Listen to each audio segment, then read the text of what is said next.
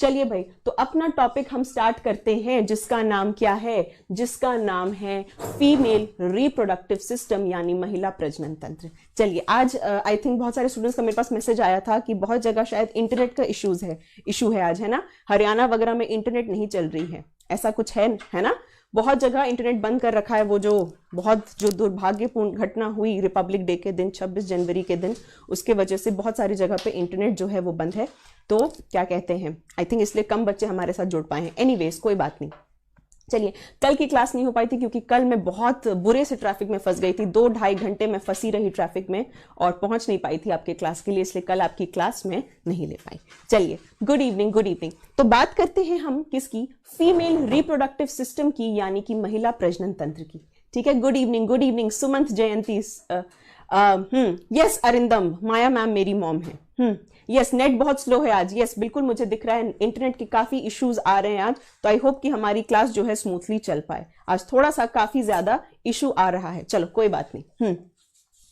चलो भाई, तो फीमेल रिप्रोडक्टिव सिस्टम की हम बात करते हैं। तो मैंने आपको क्या बताया था कि मेन बात क्या है कि प्राइमरी सेक्स ऑर्गन किसको हम कहते हैं। ठीक है, प्राइमरी सेक्स ऑर्गन मेल के केस में कौन सा था, मेल के केस में प्राइमरी सेक्स ऑर्गन कौन सा था, जल्दी से आंसर चाहिए मुझे अपनी स्क्रीन पे, फटाफट से आंसर चाहिए। चलिए जल्दी से आंसर दीजिए। पश्चिम बंगाल में नहीं होगा, यहां पर है, दिल्ली एनसीआर में थोड़ा सा इशू हो रहा है इंटरनेट का, हरियाणा में, पंजाब में, इस जगह पर थोड़ा सा इशू हो रहा है इंटरनेट का। चलिए, गुड इवनिंग। चलो भाई जल्दी से बताओ, मेल के केस में प्राइमरी सेक्स ऑर्गन हम किसको कहते हैं। यस, मेल के केस में पूछा है मैंने, फीमेल के केस में नहीं। प्राइमरी सेक्स ऑर्गन वो होता है जो क्या बनाने में काम आता है, जो गैमीट बनाने में काम आता है, प्रजनन कोशिका बनाने में काम आता है। यस, तो मेल के केस में कौन है वो, मेल के केस में है टेस्टिस यानी कि वृषण। ठीक है, फीमेल के केस में कौन सा है, फीमेल के केस में वो कहलाता है ओवरी यानी कि अंडाशय। ठीक है, ओवरी यानी अंडाशय क्या है, primary sex organ in female. ध्यान रखना, प्राइमरी सेक्स ऑर्गन कहने का यही मतलब है कि वो क्या बनाए, रिप्रोडक्टिव सेल बनाए, प्रजनन कोशिका बनाए।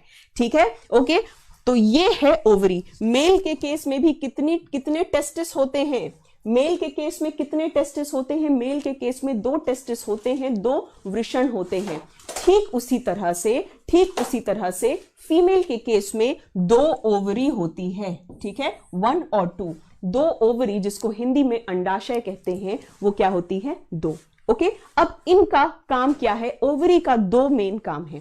पहला काम क्या है, ओवम बनाना, जो कि क्या है, फीमेल की प्रजनन कोशिका है। तो ओवरी का सबसे पहला काम क्या हो गया, ओवरी का सबसे पहला काम हो गया ओवम बनाना यानी कि डिंब बनाना। और सेकंड काम क्या हो गया, दूसरा काम क्या हो गया, फीमेल हार्मोन्स बनाना। ठीक है, फीमेल हार्मोन्स बनाना, यानी कि वो हार्मोन्स जिसको क्या है, जिसको देख के आप कह सकते हो कि हाँ क्या है, ये एक फीमेल है, ये एक लड़की है, ये एक महिला है, तो वो हार्मोन बनाने का काम भी कौन करता है, ओवरी करता है। ठीक है, फाइन। तो ओवरी के ये 2 मेन काम है, जैसे टेस्टिस के 2 मेन काम क्या थे, स्पर्म प्रोडक्शन और मेल हार्मोन बनाना। ठीक है, ठीक उसी तरह से जो फीमेल की क्या है, प्राइमरी सेक्स ऑर्गन ओवरी, उसका भी 2 मेन काम है, क्या बनाना, ओवम बनाना, और दूसरा काम क्या है बताओ, फीमेल हार्मोन बनाना। ठीक है, यस, एस्ट्रोजन एंड प्रोजेस्टेरॉन। ठीक है, फाइन। चलो, ये सिंपल सी बेसिक सी बात है। अब देखो क्या होगा, अब यहां पर हमें थोड़ा सा इन डिटेल पढ़ना है फीमेल रिप्रोडक्टिव सिस्टम के बारे। तो ये तो मैंने आपको बता दिया, ये 2 ओवरी हैं यानी कि 2 अंडाशय हैं। इनके अलावा बाकी जितने भी आपको पार्ट्स दिख रहे हैं, ठीक है, इन दोनों के अलावा जितने भी पार्ट्स आपको दिख रहे हैं, जितने भी हिस्से आपको दिख रहे हैं, वो क्या है, वो है सेकेंडरी। ठीक है, सेकेंडरी यानी कि वो प्राइमरी जितने अहम नहीं है, बेशक वो भी अहम है, लेकिन बाकी क्या है, बाकी जो है जितने भी और हिस्से आपको दिख रहे हैं वो क्या है, वो है आपके सेकेंडरी सेक्स ऑर्गन्स। ठीक है, सेकेंडरी सेक्स ऑर्गन्स। स्पर्म और ओवम में क्या डिफरेंस है, ज्ञान सागर पूछ रहे हैं। स्पर्म क्या है भाई, मेल की है रिप्रोडक्टिव सेल, मेल की प्रजनन कोशिका है, और ओवम क्या है, फीमेल की है। ये यही तो डिफरेंस है मनोज। ये आपका हम लास्ट क्लास में डिस्कस कर चुके हैं मनोज कि टेस्टिस स्टमक के बाहर क्यों होता है, मनोज कुमार कुमावत कि क्यों होता है, ताकि वहां पर क्या हो सके, स्पर्मेटोजेनेसिस हो सके। शुक्राणु जनन के लिए जो तापमान चाहिए होता है वो शरीर के तापमान से 2 से 2.5 डिग्री सेल्सियस कम होना चाहिए, इसी वजह से टेस्टिस स्टमक के बाहर है। अब बार बार कमेंट करके एक ही क्वेश्चन मत पूछो, मनोज कुमार कुमावत, ठीक है। चलिए अंशुल जैन, चलिए भाई, अंशुल जैन को क्या डाउट है? डाउट जो है अंशुल जैन बेधड़क लिख दो यहां पर, कोई दिक्कत की बात नहीं है, ठीक है। आपकी मैम जो है भले एक फीमेल टीचर है लेकिन इतना दम रखती है कि आपका हर डाउट सॉल्व कर सके। चलिए अंशुल जैन, क्या डाउट है आपको? पीरियड्स के बारे जानना है। चलिए, पीरियड्स वो चीज है कि जो अगर आपकी मां को नहीं होती तो आप इस धरती पर नहीं आते, ठीक है। और क्या डिटेल जानना चाहते हो पीरियड्स के बारे अंशुल जैन? ठीक है, क्या डिटेल जानना चाहते हैं? बेसिक सी बात बताऊं तो एक स्त्री होने का बहुत बड़ा प्रमाण है कि उसको पीरियड्स होते हैं, उसको मासिक धर्म होते हैं। अगर नहीं होते तो आप इस धरती पर नहीं होते। तो आप इसीलिए धरती पे हो क्योंकि आपकी मां को पीरियड्स हुआ था और हो सकता है अभी भी हो रहा होगा, ठीक है। इसीलिए दूसरों के पीरियड डेट जानने से पहले ये समझ जाओ कि बेसिक स्त्री होने का महत्व क्या है। चलिए आ जाइए, हर क्लास में मुझे ऐसे लोगों को एड्रेस करना पड़ता है, बहुत शर्म की बात है बट क्या कर सकते हैं। चलिए कोई बात नहीं, आइए। तो मैंने आपको बता दिया ओवरी के बारे, ठीक है। अब देखो बाकी पार्ट्स के बारे। ये जो आप ट्यूब देख रहे हो, ठीक है, ये जो आप क्या देख रहे हो, ये जो आप ट्यूब देख रहे हो ये कहलाता है ओविडक्ट यानी कि फेलोपियन ट्यूब, है ना। ये चीज क्या कहलाती है? ओविडक्ट कहलाती है यानी कि फेलोपियन ट्यूब कहलाती है, ठीक है।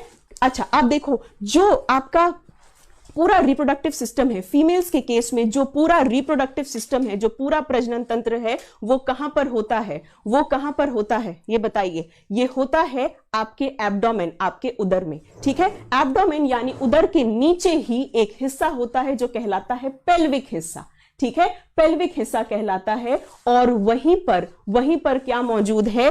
पूरा का पूरा रिप्रोडक्टिव सिस्टम, पूरा का पूरा प्रजनन तंत्र जो है वो मौजूद है, ठीक है। फाइन, चलो। तो वहीं पर क्या होता है? आपका रिप्रोडक्टिव सिस्टम होता है। अब देखो, अब बहुत लोगों को ये डाउट होता है, एक सेकंड में थोड़ा सा ब्लैंक स्लाइड पे आना चाहूंगी, एक सेकंड। बहुत लोगों को ये डाउट होता है, अब एक सेकंड यहां पे आ जाओ। देखो, मान लो कि ये कोई बॉडी है, ठीक है, ये कोई बॉडी है, एक मसल है जिसका नाम है डायफ्राम। एक मसल है, थोड़ा सा आपको मैं बेसिक समझा रही हूं। एक मसल है जिसका नाम क्या है? जिसका नाम है डायफ्राम, ठीक है। अब ये डायफ्राम जो है आपकी बॉडी को 2 हिस्सों में डिवाइड करता है। ऊपर वाला हिस्सा क्या है? चेस्ट कैविटी, और नीचे वाला हिस्सा क्या है?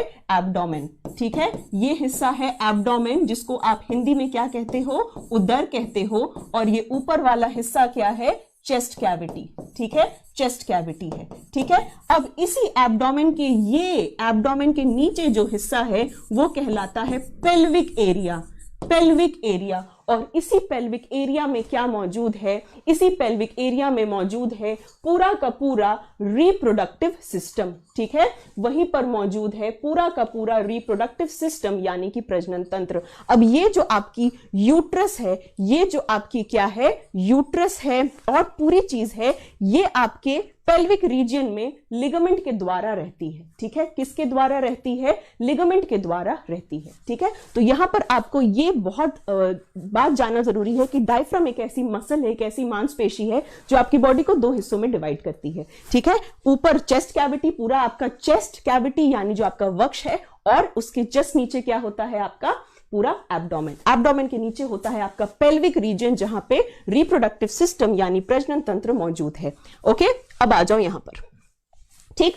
ओवरी की बात बता दी। ये जो ट्यूब आप देख रहे हो इसको हम क्या नाम देते हैं? फेलोपियन ट्यूब नाम देते हैं इसको, ठीक। अब देखो ये वाला हिस्सा, पेन ले लिया जाए भाई, लेजर पॉइंटर, हाँ, ये पार्ट, ये जो आप पूरा पार्ट देख रहे हो ये कहलाता है यूट्रस यानी कि गर्भाशय, ठीक है। यूट्रस यानी गर्भाशय कहें तो हम सब ने अपनी जीवन की शुरुआत, धरती पर एक एक इंसान जो मौजूद है, सब ने जो अपनी जीवन की शुरुआत की है वो कहां से की है? इसी यूट्रस से, इसी गर्भाशय से की है, ठीक है। बहुत ही सेक्रेड प्लेस है ये, क्योंकि हम सब जो है यहीं पर अपने हमने जीवन की स्टार्टिंग की है। तो इसको वूम्ब भी कहते हैं, ठीक है, वूम्ब भी कहते हैं, गर्भ भी कहते हैं, ठीक है, वूम्ब, गर्भ, यूट्रस सब यही है, ठीक है। तो यहीं पर है जहां पे बच्चा पूरा 9 महीने जो बच्चे का पूरा डेवलपमेंट होता है, बच्चे का जो पूरा विकास होता है उसको कहते हैं, ठीक है। ये जो हिस्सा आप देख रहे हो ये कहलाता है सर्विक्स। हिंदी में इसको क्या कहते हैं? हिंदी में इसको कहते हैं ग्रीवा, हिंदी में कहते हैं ग्रीवा। और ये जो आपको ट्यूब जैसी चीज नजर आ रही है इसको कहते हैं वेजाइना, हिंदी में कहते हैं योनि, ठीक है। ये जो आपको ये वाली चीज नजर आ रही है इसको हम क्या नाम देते हैं? इसको हम कहते हैं वेजाइना यानी कि योनि। तो ये पार्ट्स किसके हैं आपके? ये पार्ट्स हैं आपके फीमेल रिप्रोडक्टिव सिस्टम के। आ जाओ एक बार इस डायग्राम पे आओ, हाँ इस डायग्राम पे आओ, ठीक है। तो क्या क्या मेन पार्ट्स हैं? यस, मेन पार्ट्स आपको पता होने चाहिए। यूट्रस का एक बहुत इंपॉर्टेंट रोल है हमारी जो फीमेल बॉडी में, ठीक है। फीमेल बॉडी में क्यों? क्योंकि वहां पे बच्चे का डेवलपमेंट होता है। अब कई बार, अब अगर मैं एग्जाम की बात करूं कि एग्जाम में क्वेश्चंस कैसे पूछे जाते हैं, तो बहुत इंपॉर्टेंट एक क्वेश्चन पूछा जाता है आपको कि फर्टिलाइजेशन कहां पर होता है, निषेचन कहां पर होता है, ठीक है। बहुत ज्यादा इंपॉर्टेंट और कई बार एग्जाम में पूछा गया है, आपके सीजीएल में भी पूछा गया है। तो मैं आपको बता दूं फर्टिलाइजेशन का मतलब क्या है। फर्टिलाइजेशन का सिंपल मतलब क्या है? सिंपल मतलब है कि स्पर्म और ओवम का मिल जाना, ठीक है। शुक्राणु और डिंब का मिल जाना कहलाता है फर्टिलाइजेशन यानी कि निषेचन। और ये चीज होती है आपके फेलोपियन ट्यूब में, फेलोपियन ट्यूब में, है ना। अब आप ये सोच रहे होंगे कि ओवम कहां से आ गया अचानक से। अभी तो मैम ओवरी बता रही थी, ओवम पे कहां से बात आ गई। तो अब ध्यान से सुनो, ये आपकी दो क्या है? ये आपकी ओवरीज मौजूद है, ठीक है। अब जब भी एक फीमेल का जन्म होता है, जब भी एक बच्ची का जन्म होता है, तो उसके ओवरी में बहुत सारे क्या होते हैं? बहुत सारे अंडे होते हैं, ठीक है। बहुत सारे डिंब होते हैं जो कि इमेच्योर होते हैं, जो कि इमेच्योर होते हैं, परिपक्व नहीं होते। जैसे जैसे जैसे जैसे एक फीमेल बड़ी होती है, एक लड़की बड़ी होती है, वो क्या अटेन करती है? प्यूबर्टी यानी किशोरावस्था में आती है। तब क्या होता है? उसकी ओवरी से क्या रिलीज होता है? उसकी ओवरी से रिलीज होता है ओवम यानी कि डिंब, ठीक है। एक ओवम रिलीज हो रहा है, ठीक है। क्या रिलीज हो रहा है? एक ओवम यानी कि एक डिंब जो है वो रिलीज हो रहा है, ठीक है। चलो भाई देखो यहां पर एट बर्थ क्या है? Thousands of immature eggs are present. जो मैं बता चुकी हूं वही यहां पर लिखा हुआ है कि जब भी एक लड़की का जन्म होता है, क्या है? वहां पे बहुत सारे इमेच्योर एग्स यानी कि अंडे मौजूद होते हैं, ठीक है। जैसे जैसे रिप्रोडक्टिव चेंजेस होते हैं, यानी कि क्या होता है? एक फीमेल की किशोरावस्था आती है, प्यूबर्टी आती है उसकी, तो क्या होगा? एक ओवम जो है, हजारों में से एक ओवम जो है रिलीज हो जाएगा, ठीक है। तो एक मंथ एक ओवरी से रिलीज हो रहा है, दूसरे मंथ दूसरे ओवरी से रिलीज हो रहा है, ठीक है। एक मंथ एक ओवरी से, दूसरे मंथ दूसरे ओवरी से रिलीज हो रहा है, ठीक है। ये बहुत ज्यादा इंपॉर्टेंट बात है। तो ये डिफरेंस है कि girl at birth and girl at puberty, ठीक है। सेम चीज अपनी जो है हिंदी में लिखी हुई, मैंने ये स्लाइड्स अपने से प्रिपेयर किया, ठीक है। बहुत बच्चे मुझे क्लास में कह रहे थे कि मैम आप स्लाइड बनाने वाले को थैंक यू कहिएगा। तो मैंने बोला भाई ये थैंक यू तो फिर मैं खुद को कहूंगी, क्योंकि एक एक स्लाइड जो आप देखते हैं यहां पर, चाहे मेरी क्लास में हो चाहे यहां पर हो, वो सारी मेरी खुद की प्रिपेयर की हुई है, खुद के मेरे हाथ से बने हुए हैं। रीजन आपको मैं बता देती हूं, जब हम लोग पोस्ट ग्रेजुएशन कर रहे थे तो हमारे कोर्स में होता था कि हमें 30 प्रेजेंटेशंस देने होते थे पूरे कोर्स में। और उस दौरान जो था हमें काफी स्ट्रिक्ट टीचर्स वहां पर मिले। आई एम थैंकफुल कि वो इतने स्ट्रिक्ट थे, इतने कड़क थे कि उनका था कि एक एक जो तुम प्रेजेंटेशन देते हो वो टू द पॉइंट होना चाहिए। तो वो कर करके हमें ये चीजें बहुत आसानी से करने के लिए आ गई, ठीक है। तो ये जो स्लाइड्स आप देख रहे हैं, एक एक कहीं से भी कट कॉपी पेस्ट नहीं है, कहीं से भी चुराया हुआ नहीं है, एक एक चीज जो है अपने खुद की हाथ की बनी हुई है, ताकि आपको समझ आ जाए, ठीक है। मेन चीज हमें यही समझाई जाती थी कि टीचर उस तरह से आपको टीच करना होता था, हमें उस समय भी लोगों को, जो हमारे जूनियर्स होते थे, कि उनको बात समझ में आ जाए। तो मेन हमारा फंडा ये होना चाहिए, ज्ञान का प्रदर्शन नहीं, कि सामने वाले को वो चीज क्या हो सके, सामने वाले को वो चीज समझ आ सके, ठीक है। तो इसलिए ये स्लाइड्स प्रिपेयर की गई हैं इस तरह से, टू द पॉइंट लिख के कि आपको समझ आ सके।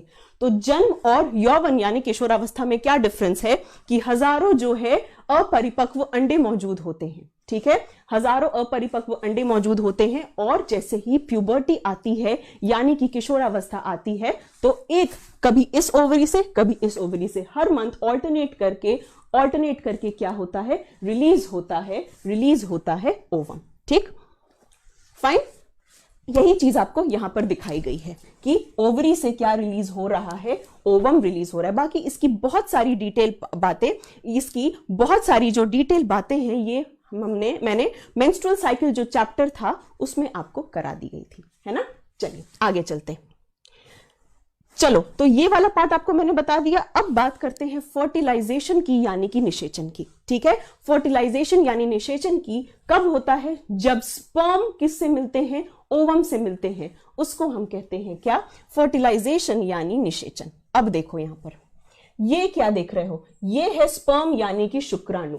जब भी सेक्सुअल इंटरकोर्स होता है, ठीक है, यानी कि संभोग की प्रक्रिया होती है, तो क्या होता है, स्पर्म्स एंटर करते हैं आपके फीमेल रिप्रोडक्टिव सिस्टम में, यानी आपके महिला प्रजनन तंत्र में स्पर्म्स एंटर करते हैं। ठीक है, और यहां से क्या रिलीज हुआ, यहां से रिलीज हो रही है ओवरी यानी कि डिम।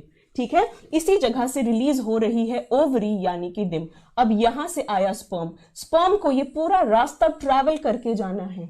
ठीक है, स्पर्म यानी शुक्राणु को ये पूरा रास्ता ट्रैवल करके जाना है और किससे मिलना है, यहां पर ओवरी से मिलना है। यहां पर किससे मिलना है, ओवरी से मिलना है, यानी कि डिम से क्या करना है, डिम से मिलना है और क्या बनाना है, एक जाइगोट बनाना है, एक भ्रूण बनाना है।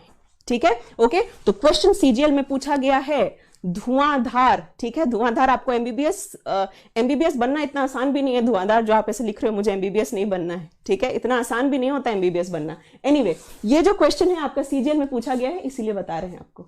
ठीक है, चलो भाई, तो क्या कहते हैं, फर्टिलाइजेशन कहां पे हुआ, समझ गए, फेलोपियन ट्यूब में फर्टिलाइजेशन होता है।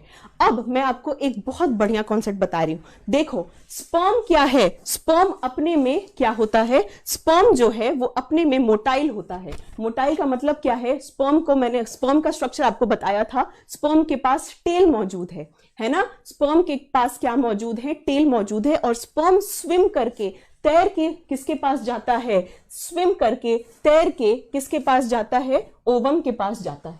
ठीक है, लेकिन ओवम जो है वो अपने में एक रिप्रोडक्टिव, अपने में जो क्या है, अपने में घूम नहीं सकता।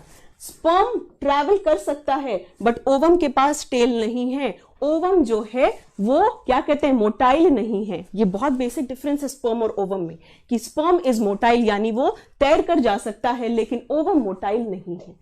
ठीक है, ओके। तो कैसे ओवम ओवरी से यहां तक कैसे पहुंच जाता है, अगर ये खुद चल के जा नहीं सकता तो कैसे पहुंच जाता है। ठीक है, तो ये पहुंचता है क्योंकि आपके जो फेलोपियन ट्यूब है उसकी जो एपिथेलियल है, ठीक है, आपको पता है टिश्यूज 4 तरीके होते हैं और एक तरीके का टिश्यू है क्या, एपिथेलियल टिश्यू यानी उपकला ऊतक, एपिथेलियल टिश्यू यानी उपकला ऊतक। ठीक है, ओके। तो जो एपिथेलियल टिश्यू है उसमें क्या लगे हुए हैं, उसमें कुछ सीलिया नाम की चीजें लगी हुई हैं और वो सीलिया मदद करती है क्या करने में, वो सीलिया मदद करती है इस ओवम को ओवरी से लेके फेलोपियन ट्यूब तक पहुंचाने में। ठीक है, इस ओवम को ओवरी से लेके फेलोपियन ट्यूब तक पहुंचाने के लिए सीलिया मदद करती है।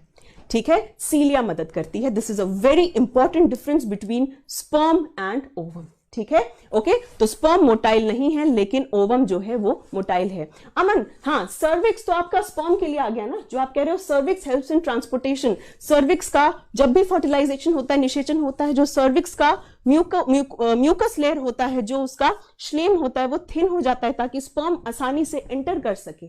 ठीक है, ताकि जो स्पर्म है वो क्या कर सके, आसानी से एंटर कर सके। ठीक है, लेकिन ये जो मूवमेंट है यहां से लेके यहां तक आने की, ये इसी वजह से होती है क्योंकि एपिथेलियम के पास सीलिया नाम की चीज मौजूद है। ठीक है, जिसको हम क्या कहते हैं, सीलिया, जिसको हम क्या कहते हैं, सीलिया। ठीक है, चलिए, क्लियर, चलो, ओके। तो फर्टिलाइजेशन यहां पर हो गया, क्वेश्चन आपका एक डन। अब मैं आपको कुछ पॉइंट्स बताना चाहूंगी जो बहुत मुझे आप लोगों को जरूरी लगते हैं बताना, इन जनरल अपने क्लासेस में जरूरी लगते हैं बताना।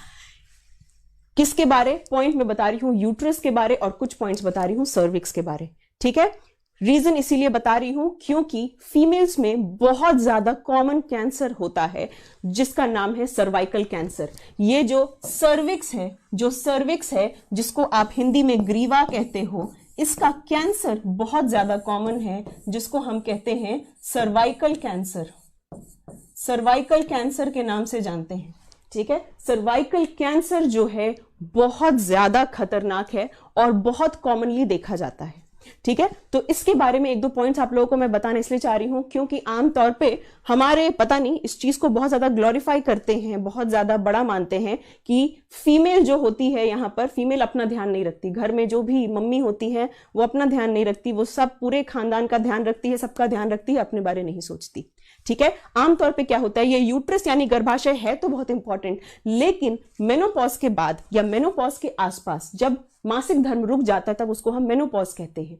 ठीक है, उस समय क्या होता है कि बहुत ज्यादा क्या होता है, बहुत ज्यादा यहां पे परेशानी हो सकती है और काफी कॉमन है। यूट्रस की दिक्कत बहुत ज्यादा कॉमन है, आप लोगों ने कई बार सुना होगा कि यूट्रस की जो परेशानी है वो बहुत ज्यादा कॉमन है। रिप्रोडक्टिव सिस्टम की परेशानी फीमेल्स में आफ्टर मेनोपॉज बहुत ज्यादा परेशानी का रीजन बनती है। तो आई नो आप में से कुछ ऐसे हैं जो बस आ गए हैं यहाँ पर टाइम पास करने, भौंकने, और कुछ ऐसे स्टूडेंट्स हैं जो दिल से शिद्दत से पढ़ना चाहते हैं। ठीक है, तो जो भी दिल से शिद्दत से मेरे लिए यहाँ पर पढ़ रहे हैं तो उनके लिए मैं कुछ बात बोलना चाहूंगी। ये बात जो है आपसे रिलेटेड है और क्या है, आपकी मदर से रिलेटेड है। ठीक है, साइमंस गुप्ता सुन लोगे तो शायद तुम्हारी मम्मी के काम आ जाएगा। ठीक है, साइमंस गुप्ता, आप ऐसा गंदा क्लास लेकर मत आएंगे, शेम शेम। अरे भाई, बायो की टीचर हूं तो बायो ही पढ़ाऊंगी ना, या तुमको आर्टिकल पढ़ाने लगूं या क्वाड्रेटिक इक्वेशन पढ़ाने लगूं मैथ्स का? ये बताओ भाई, आज तो मुझे भाई ये बात बता दो तुम लोग, ये हर क्लास में ये क्या ड्रामा शुरू होता है कि ये गंदा टॉपिक मत पढ़ाया करो। ठीक है, अगर कोई बायो का टीचर है या बायो की टीचर है तो क्या पढ़ाएगी? फीमेल सिस्टम्स के बारे ही पढ़ाएगी ना, सॉरी बॉडी के सिस्टम्स के बारे ही पढ़ाएगी ना। कभी वो रिप्रोडक्टिव सिस्टम होगा, कभी वो सर्कुलेटरी सिस्टम होगा, कभी वो रेस्पिरेटरी सिस्टम होगा, कभी वो नर्वस सिस्टम होगा, है ना। तो इस बात में इतनी क्यों शर्मिंदगी, इतना क्यों हर क्लास में आप लोग सीन क्रिएट करते हो? ऐसी कौन सी बहुत शर्म वाली बात हो गई? जब कमरा बंद करके ये चीजें करते हो तब शर्म नहीं आती, है ना। और जब मेन मुद्दे पर बात होती है तो आप लोग यहाँ पे आके गंदगी फैलाते हो। हाँ, गंदगी हम नहीं फैला रहे हैं, आप लोगों की सोच है। बार बार मैं बोल रही हूं, गंदगी हम लोग नहीं फैला रहे हैं यहाँ पे टीचर होके, आप लोग फैला रहे हो गंदगी। ठीक है, अगर कोई बायो की टीचर है तो बायो का यही पढ़ाएगी ना। हाँ, अगर कोई मैथ्स का टीचर या कोई दूसरे सब्जेक्ट का टीचर बायो के जोक्स मारता है तब आप उसको गंदगी कह सकते हो, है ना, तब उसको आप गंदगी कह सकते हो। इसीलिए अपनी सोच बदलो, अपनी सोच बदलोगे तो थोड़ी सी जो है दुनिया बेटर हो सकती है। पर आई थिंक आप लोगों, कुछ ऐसे लोग हैं यहाँ पे जिनकी सोच सुधर नहीं सकती। एनीवे, चलिए भाई, तो मैं कुछ बातें बता रही हूं और ये बातें आप लोगों के काम के लिए इसीलिए हैं क्योंकि ये बातें जो हैं थोड़ा सा अपनी मम्मी का थोड़ा सा आप लोग ध्यान रखिए। ठीक है, समय बदल रहा है तो अब वक्त बदलना चाहिए, सोच बदलनी चाहिए। इस मेंटालिटी से बाहर आइए कि मम्मी की जो भी प्रॉब्लम्स हैं वो सिर्फ बहन देख सकती है या कोई मौसी देख सकती है, एक बेटा नहीं देख सकता, या बहन की कोई दिक्कत है तो भाई नहीं देख सकता। ठीक है, तो इस सोच से बाहर आइए। आप लोगों से मैं एक चीज शेयर करना चाहूंगी जो मेरे साथ हुई और मैं बहुत ज्यादा टच्ड हुई उस चीज से। मैं अपनी एक फ्रेंड के पास गई थी। ठीक है, और वहां पर एक ऐसे ही खाने पे उसने मुझे बुलाया था और उसने अपने साथ साथ अपने किसी हेल्पर को बुला लिया था हेल्प करने के लिए। तो जब वो हेल्पर आई तो काफी देर तक उसने मुझे देखा और वो शांत रही। ठीक है, मुझे लगा चलो ठीक है, मे बी होगा, शांत होगी। कुछ देर के बाद उसकी मदर ने बताया कि वो मेरे YouTube के क्लासेस अटेंड करती है।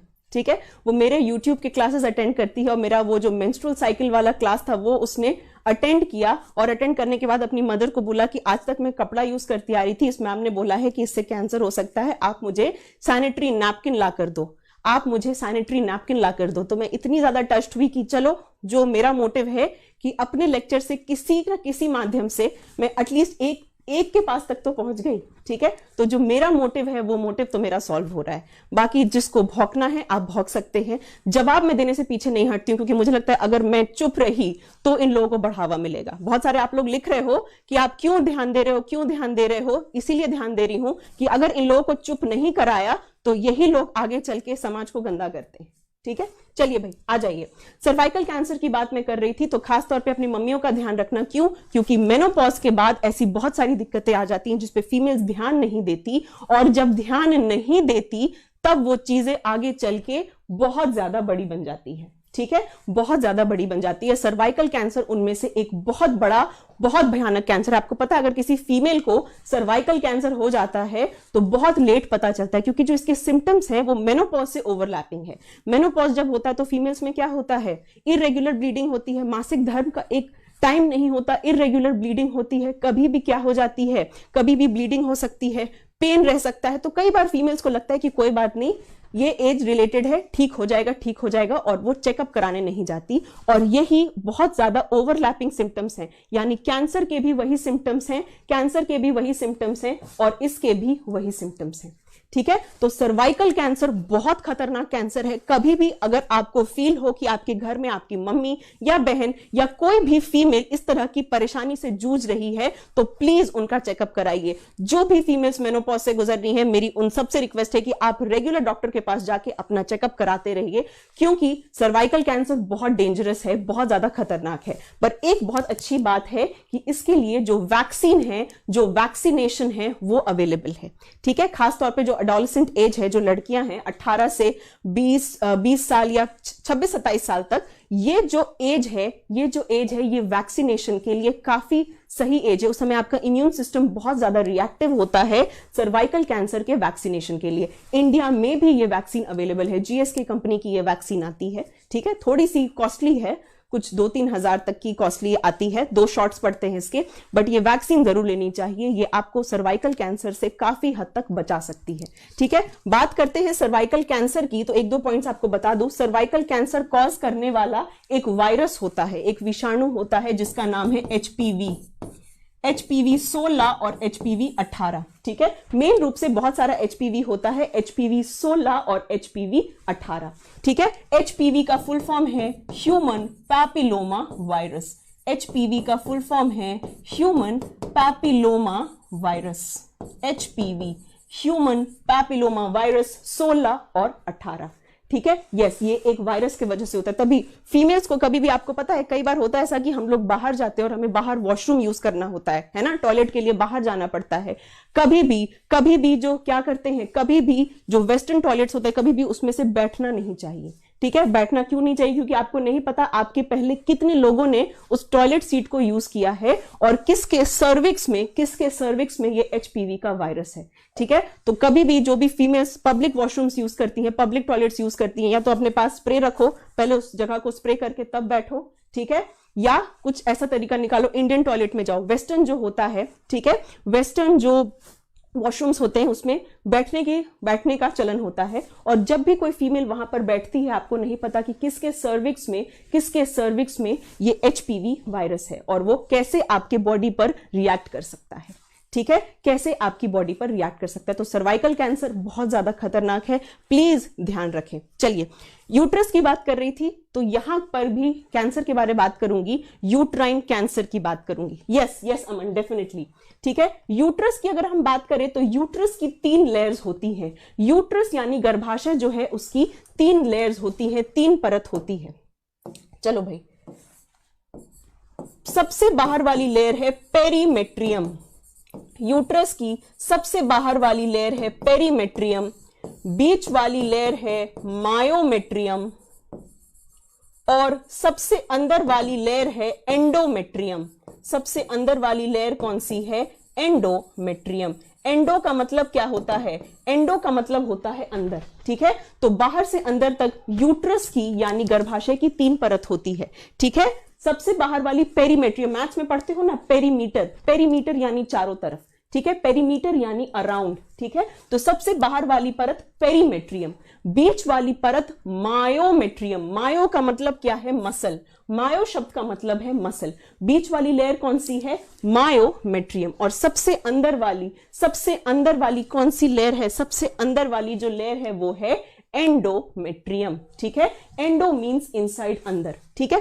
अब क्या है, यूट्रस की चूंकि 3 परत है, यूट्रस की चूंकि 3 परत है तो ये काफी कैंसर में सेफ माना जाता है। आई नो बहुत ज्यादा आयरनी है कि कैंसर एक तरफ कह रहे हैं और एक तरफ क्या कह रहे हैं, एक तरफ कह रहे हैं कि सेफ है, ठीक है। लेकिन कई बार देखा गया है कि यूट्राइन कैंसर जो है बहुत ज्यादा कॉमनली इनिशियल स्टेजेस में पकड़ा जा सकता है, ठीक है। बिल्कुल शुरुआती स्टेज में आप यूट्राइन कैंसर को पकड़ सकते हो, ठीक है, शुरुआती स्टेजेस में। और ये कैंसर, आपको पता है किसी भी कैंसर की अगर आपको जानना हो कि वो कितना खतरनाक है तो हम लोग 5 ईयर सर्वाइवल रेट देखते हैं, ठीक है। कुछ थोड़ा सा आपको एक्स्ट्रा चीजें बता रही हूं बट आई होप ये बहुत आपको काम आएंगी कहीं ना कहीं, ठीक है। चलिए 5 ईयर सर्वाइवल रेट जो है, 5 ईयर सर्वाइवल रेट दिखाता है, यानी कि 5 साल में कितने प्रतिशत लोग हैं जो उस कैंसर को झेल गए, ठीक है। तो यूट्राइन कैंसर का सर्वाइवल रेट 90% से ऊपर होता है, यानी कि 5 साल तक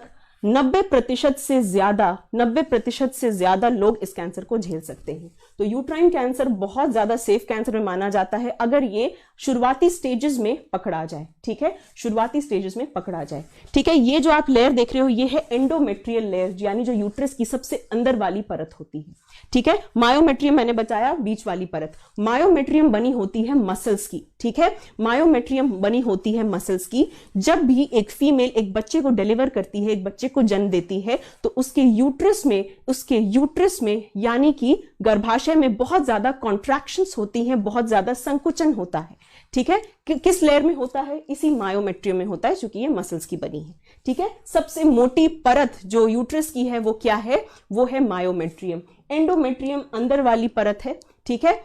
जो भी क्या होता है, पीरियड्स में जो भी चेंजेस होते हैं वो इसी एंडोमेट्रियम में होते हैं, ठीक है। अगर फर्टिलाइजेशन नहीं है, अगर निषेचन नहीं होता है तो क्या होता है, तो यही ओवम एंडोमेट्रियम लाइनिंग के साथ ब्लड के फॉर्म में निकल जाता है जिसको हम पीरियड्स कहते हैं, ठीक है, जिसको हम क्या कहते हैं, पीरियड्स कहते हैं। सिम्टम्स पूछ रहे हो किसके, यूट्राइन कैंसर के। मैंने आपको बताया जितने भी आपके फीमेल रिप्रोडक्टिव सिस्टम के कैंसर है उनका सिम्टम ओवरलैप करता है मेनोपॉज से। मेनोपॉज के सिम्टम्स क्या होते हैं, है ना, मेनोपॉज के सिम्टम्स क्या होते हैं, आपको पता है कि मेनोपॉज में फीमेल्स में इरेगुलर ब्लीडिंग होती है, पेन होता है, ठीक है। यही सारे सिम्टम्स होते हैं इन कैंसर्स के। कई बार क्या होता है किसी फीमेल को मेनोपॉज हो जाता है, ठीक है, यानी कि उसका मासिक धर्म रुक गया, लेकिन क्या हुआ कुछ टाइम के बाद अचानक से उसको ब्लीडिंग शुरू हो जाती है, ठीक है, कुछ साल के बाद अचानक से उसको ब्लीडिंग शुरू हो जाती है। तो ऐसे केसेस को जरूर, इनफैक्ट जो भी फीमेल्स, जो भी आपके घर में मम्मी बहन, जो भी लोग मेनोपॉज से सफर कर रहे हैं उनको एक बार जरूर डॉक्टर के पास लेकर जाइए, बहुत ज्यादा जरूरी है। लोग इग्नोर कर रहे हैं आज के टाइम पे बट बहुत तेजी से फैल रहे हैं इस तरह के कैंसर्स क्योंकि लोगों में अवेयरनेस नहीं है, जागरूकता नहीं है, ठीक है। तो इस तरह की प्लीज जो है सोच में थोड़ा सा बदलाव लाइए कि अगर घर में मम्मी को कुछ दिक्कत है तो मौसी देखेंगी या चाची देखेंगी या मामी देखेगी, मैं बेटा हूं मैं नहीं देख सकता, ठीक है। तो इस तरह की सोच से बाहर आइए आप, ठीक। चलिए, तो बता दिया आपको मैंने, सर्वाइकल कैंसर काफी खतरनाक, यूट्राइन कैंसर बहुत ज्यादा जो है कॉमन है, लेकिन अच्छी बात यह है कि उतना खतरनाक नहीं है। इसमें क्या है, इसमें जो है बचा जा सकता है, ठीक है। अब अगर कैंसर हो गया तो क्या होता है, कई बार यूट्रस निकाल देना होता है ना, यूट्रस निकालने की सलाह डॉक्टर्स देते हैं कई बार मेनोपॉज के बाद, ठीक है। मेनोपॉज के बाद यूट्रस निकालने की सलाह देते हैं। यूट्रस का रिमूवल कहलाता है hysterectomy, surgical removal of uterus. Uterus यानी गर्भाशय को सर्जरी से निकाल देना कहलाता है हिस्टेरेक्टमी, ठीक है। तो कई बार क्या होता है कि यूट्राइन कैंसर हो गया, सर्वाइकल कैंसर हो गया तो पूरा का पूरा रिप्रोडक्टिव सिस्टम भी हटा दिया जाता है, चाहे वो क्या हो, यूट्रस हो चाहे वो ओवरी हो, सारी चीजें निकाल दी जाती हैं, ठीक है। चलो भाई, तो ये बहुत इंपॉर्टेंट चीज थी किसके बारे, आपके फीमेल रिप्रोडक्टिव सिस्टम के बारे, ठीक है। चलो ये क्या दिखा रहे हैं इस फिगर में, दिखा रहा है कि फर्टिलाइजेशन, निषेचन कहां पे होता है, फेलोपियन ट्यूब में होता है, बहुत ज्यादा इंपॉर्टेंट है। लेकिन क्या होता है, इम्प्लांटेशन कहां पर होता है, इम्प्लांटेशन कहां पर होता है, इम्प्लांटेशन का मतलब क्या है कि जब स्पर्म और ओवम मिल जाते हैं तो एक जाइगोट बनता है, एक भ्रूण बनता है। और वो क्या होता है, वो जो पलता है या यूं कहे तो उसकी जो ग्रोथ होती है, उसकी जो विकास है वो कहां पर होता है, तो वो होता है यूट्रस में यानी गर्भाशय में। ठीक है, तो भले ही फर्टिलाइजेशन फेलोपियन ट्यूब में हो, लेकिन इम्प्लांटेशन कहां पर होता है, इम्प्लांटेशन यानी प्रत्योपन होता है गर्भाशय यानी यूट्रस में। फिर से ये वन लाइनर है जो आपके एग्जाम में पूछे जाते हैं। ठीक है, फिर से ये वन लाइनर है जो आपके एग्जाम में काफी इंपॉर्टेंट है और ये काफी आसान रूप से पूछे जाते हैं। चलिए अब बात आती है what happens if the egg is not fertilised. ठीक है, चलो, यानी कि अगर फर्टिलाइजेशन नहीं हुआ, निषेचन नहीं हुआ तो क्या होगा। चलिए इस क्वेश्चन का आंसर आप में से कौन लोग कर रहे हैं। फर्टिलाइजेशन यानी कि निषेचन नहीं होगा तो क्या होगा, ये बताइए, जल्दी जल्दी से बताइए। यस, फटाफट से बताइए, अगर एग फर्टिलाइज नहीं होगा तो क्या होगा उस केस में, फटाफट से जल्दी जल्दी बताइए।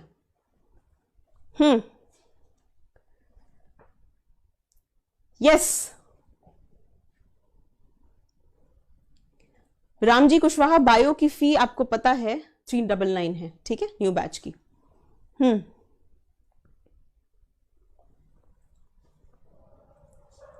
नहीं अमन, वो आर्टिफिशियल इंसेमिनेशन आप कुछ और बोल रहे हो, आईवीएफ आप कुछ और बोल रहे हो। नहीं, आप लोग मेरे क्वेश्चन को गलत समझ रहे हो। मान लो ओवम रिलीज हो गया, ठीक है, ओवम रिलीज हो गया लेकिन फर्टिलाइजेशन यानी उसको स्पर्म नहीं मिला। Yes, menstruation is the answer. Good, संपूर्ण ज्ञान। Yes, menstruation is the answer, exactly. अगर फर्टिलाइजेशन नहीं हुआ, यानी कि अगर फर्टिलाइजेशन कहने का मतलब है कि अगर प्रेगनेंसी नहीं हुई तो क्या होगा बताओ। ये ओवम इसको स्पर्म नहीं मिला तो ये क्या होगा, ये नीचे आएगा, यूट्रस की अंदर वाली लाइनिंग जिसको एंडोमेट्रियम कहते हैं, जिसको एंडोमेट्रियल लेयर कहते हैं, उसके साथ क्या होगा, निकल जाएगा वेजाइना के थ्रू, जिसको हम मेंस्ट्रुअल साइकिल कहते हैं। ठीक है, जिसको हम मेंस्ट्रुअल साइकिल कहते हैं, मासिक धर्म कहते हैं। ठीक है, तो फर्टिलाइजेशन, निषेचन अगर नहीं होगा, एक्चुअली आपको देखा जाए फीमेल की बॉडी बनी हुई है ऐसी कि हर मंथ जो है ये एंडोमेट्रियम अपने आप को प्रिपेयर करता है प्रेगनेंसी के लिए। ठीक है, हर मंथ एंडोमेट्रियम अपने आप को, एंडोमेट्रियम यानी यूट्रस की सबसे अंदर वाली जो परत है, हर मंथ ये अपने आप को प्रिपेयर करता है कि प्रेगनेंसी हो जाएगी। ठीक है, अगर प्रेगनेंसी नहीं हुई, गर्भावस्था नहीं हुआ, यानी कि स्पर्म और ओवम नहीं मिले, तब क्या होगा, तब उस केस में ये जो ओवम है ये नीचे आएगा, एंडोमेट्रियम लाइनिंग को तोड़ेगा और ब्लड के फॉर्म में वेजाइना से बाहर आ जाएगा। ठीक है, उसको हम क्या नाम देते हैं, उसको हम नाम देते हैं मेंस्ट्रुएशन यानी कि मासिक धर्म। ठीक है, बस यही जो बात मैंने आपको बताई थी, ये पूरी बात यहां पर लिखी हुई है। ठीक है, यही बात जो मैंने आपको समझाई है कि अगर निषेचन नहीं होगा तो क्या होगा। ठीक है, यह जाइगोट तो नहीं बनेगा अश्विनी, वो तो बहुत जाहिर सी बात है ना, बहुत जाहिर सी बात है कि जाइगोट नहीं बनेगा। लेकिन अगर जाइगोट नहीं बना, फीमेल की बॉडी में क्या चेंज आएगा। ठीक है, फीमेल की बॉडी में क्या चेंज आएगा, तो फीमेल की बॉडी में जो चेंज आएगा उसको हम क्या कहते हैं, मेंस्ट्रुअल साइकिल कहते हैं, यानी कि मासिक धर्म के नाम से जानते हैं। ठीक है, ओके। जल्दी जल्दी से बताओ, क्लियर हुआ या नहीं। यस, बहुत जल्दी से बताओ। ट्विंस पे क्लास लूंगी मोहम्मद सरवर, जो आप लोग क्वेश्चंस पूछ रहे हैं वो एक्चुअली में एक अलग अपने में क्लास है, ऐसे नहीं कि मैं छोटे से आपको एक दो शब्द में बता दूं, वो अपने में ही एक बहुत बड़ा टॉपिक है। ठीक है, तो मेंस्ट्रुअल साइकिल तो मैं ऑलरेडी ले चुकी हूं क्लास, उस पर आपकी जो आप कह रहे हो ट्विंस पे आईवीएफ पे, इन सब पे क्लास ले लूंगी मैं। ठीक है, इन सब पर क्लास ले लूंगी। सिस प्रॉब्लम क्यों होती है अंजलि, आई नो, पीसीओएस के भी बहुत सारे रिक्वेस्ट आए थे, मेरा वो लेक्चर प्रिपेयर्ड भी था, मैंने प्रिपेयर भी कर रखा था पीसीओएस के बारे, तो पीसीओएस के बारे में अगले हफ्ते आपकी पक्का से एक क्लास लगाऊंगी। ठीक है, PCOS, polycystic ovarian syndrome, females में आजकल होने वाली बहुत ज्यादा कॉमन, बहुत ज्यादा आम समस्या। ठीक है, पीसीओएस, पॉलीसिस्टिक ओवेरियन सिंड्रोम, उस पे नेक्स्ट वीक आपकी क्लास लगाऊंगी। ठीक है, और वो एग्जाम वाली क्लास नहीं होगी। ठीक है, एग्जाम वाली क्लास नहीं होगी पीसीओएस पे। ठीक, यस, क्रिस्टल क्लियर, मोहम्मद सारवार को क्लियर है, चलिए बहुत बढ़िया। इकोलॉजी, ओके, इकोलॉजी पे भी क्लास चाहिए, डन, ठीक है। यस,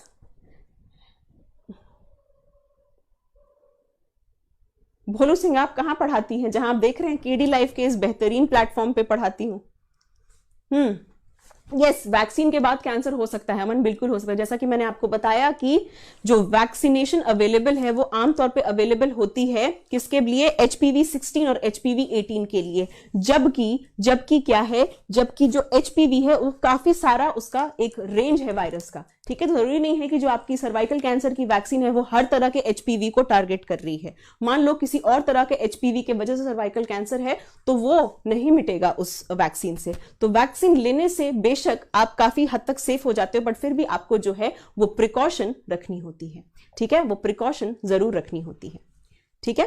तो फीमेल्स के लिए बहुत कुछ आज की जो क्लास थी मैंने कुछ बहुत इंपॉर्टेंट चीजें आप लोगों को बताने की कोशिश की, ठीक है, कि पब्लिक वॉशरूम्स जब भी यूज करें अपने पास एक सैनिटाइजर रखें। वो एक आता है टॉयलेट सीट को क्लीन करने के लिए, अलग सा एक स्प्रे आता है, ठीक है। कुछ नहीं होगा तो एक मग पानी डाल के ही, और कोशिश करो कि आप कभी भी बैठो ना, क्योंकि वहां से HPV वायरस से इंफेक्शन होने का खतरा काफी ज्यादा होता है, ठीक है। फाइन, चलिए, तो ये मेरी फेसबुक आईडी है, आप लोग इस पर मुझसे जुड़ सकते हैं। एक रिक्वेस्ट मेरी आप सबसे है, मेरा ये सेशन लेने का मोटिव, मकसद एक तो था आपको एग्जाम के लिए चैप्टर पढ़ाना, क्योंकि जैसा हर चैप्टर आपने देख लिया होगा प्लेलिस्ट में, बहुत सारे चैप्टर्स मैं यूट्यूब पे पढ़ा चुकी हूं, और एक ये चैप्टर था जो बहुत लोग कह रहे थे कि मैम पढ़ा दीजिए, तो इसलिए मैंने पढ़ाया। दूसरी बात ये, फीमेल रिप्रोडक्टिव सिस्टम पे थोड़ी बातें मैंने इसलिए बताई हैं ताकि आप लोग प्लीज ये बातें शेयर कर लो, है ना, ये बातें शेयर कर लो, क्योंकि हमारे सोसाइटी में बहुत ज्यादा कम अवेयरनेस है, बहुत सारी फीमेल सफर कर रही हैं, है ना, क्योंकि लोग बोलते नहीं हैं, और आमतौर पे बेटे यही सोचते हैं कि हम तो भाई बेटे, हम मम्मी से ये सारी बातें कैसे कह सकते हैं, ठीक है। तो उस सोच से बाहर निकलिए, आप हमेशा अपने पेरेंट्स के लिए उनके बच्चे रहते हैं, तो आई डोंट थिंक इसमें कोई गलत बात है कि अगर आप अपनी मम्मी से उनके हेल्थ के बारे कोई क्वेश्चन पूछ रहे हैं या उनको डॉक्टर के पास लेके जा रहे हैं चेकअप के लिए, ठीक है। चलिए, तो आई होप कि किसी ना किसी तक मेरा ये लेक्चर जरूर पहुंच जाए, जैसा कि मेरा वो मेंस्ट्रुअल साइकिल वाला लेक्चर पहुंच गया। और एक वो जो उसने मेरा इतना दिल छू लिया, मैं इतना ज्यादा इमोशनल हो गई उसकी बात सुन के, कि उसने अपनी मदर को बोला कि मुझे आप सैनिटरी नैपकिन लाके दो, मैं ये कपड़ा नहीं लगाऊंगी, इससे मुझे कैंसर हो जाएगा। ये मैम ने अपने सेशन में बताया है, ठीक है। तो प्लीज आप किसी ना किसी तक ये बात जरूर पहुंचाइए, ताकि क्या पता हम ये सारी बातें करके किसी ना किसी का लाइफ शायद बचा सके। नहीं, चलिए, इसी के साथ आज का सेशन यहीं पर खत्म करते हैं। हम जल्दी मिलेंगे आपसे एक न्यू सेशन के साथ। तब तक अपना बहुत ध्यान रखिए, खास तौर पे अपनी मम्मियों का बहुत ध्यान रखिए, सबका, ठीक है। चलिए, thank you so much, good night, bye bye.